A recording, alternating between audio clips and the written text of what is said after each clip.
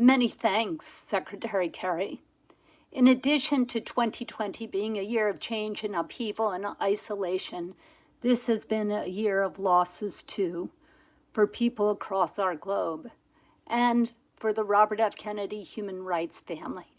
We lost Congressman John Lewis, a longtime member of our board of directors, who lost my niece, Maeve McKean, her son Gideon, and of course my aunt Jean Kennedy Smith. We are so happy today to be giving this award to Alessandra Korap Munduruku, a woman who's an energetic leader, unafraid of getting into good trouble in the name of human rights for the Munduruku people in Brazil.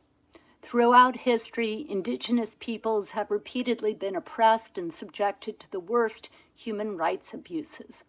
My father recognized this 57 years ago when he traveled to Bismarck, North Dakota to address the National Congress on American Indians. To these Native American tribes who call home more than 5,000 miles away from the Amazon rainforest, Daddy identified a problem still faced by the Munduruku and so many others today, that the culture and the livelihood of the nation's indigenous peoples have been under attack since European settlers colonized these lands centuries ago.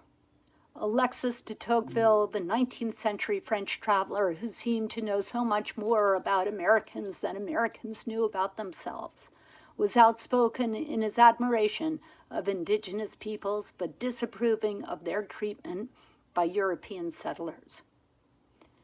Quote, "The Indians," he said, "have become isolated in their own country, a colony of strangers in the midst of a numerous and dominant people," unquote. De Tocqueville, my father said, was right. Poverty, undereducation, and disease are evil forces in their own right, but perhaps their most destructive effect in a society like ours is that they breed a practical loss of freedom. Indigenous groups, including Alessandra's community, have faced tremendous struggles in Brazil over the years, from gold miners and loggers illegally invading and exploiting their land to dealing with widespread Amazon fires and a combative president who's insulted them and proactively removed many of their protections. This year, those threats have been coupled by the increased risk of the coronavirus, as indigenous peoples are dying of the virus at a rate nearly double the general Brazilian population. The growing number of cases and the government's sluggish response have prompted allegations of incompetence and disarray in officials' efforts to protect vulnerable tribal populations from contagion. Government healthcare workers, together with illegal mineral prospectors and other intruders, now figure among the principal vectors of infection into protected indigenous territories. Indigenous people are the front line and ultimate guardians of the environment. They are quite literally protecting the lungs of the world. There is no healthy environment if they are not protected. Alessandra exemplifies the core objective that the Human Rights Award has had since its inception, to recognize some of the most courageous people in the world who stand out, protecting their communities by speaking their truth to power.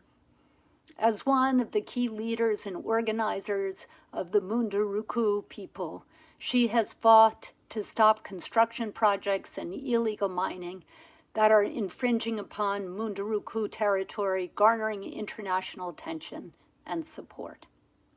She's advocated for the demarcation of indigenous lands and for indigenous communities to be consulted on decisions that affect them and their territories.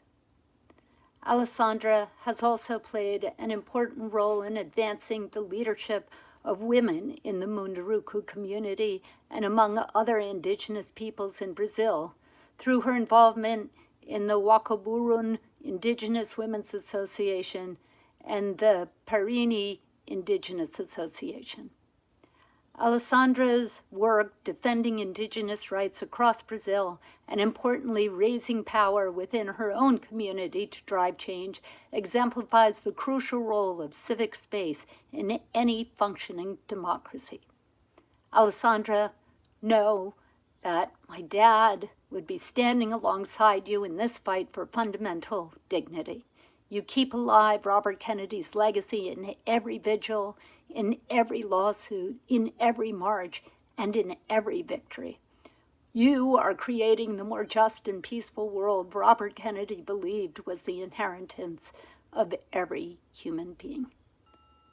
And now it is my great, great honor to present Alessandra with the Robert F. Kennedy Human Rights Award.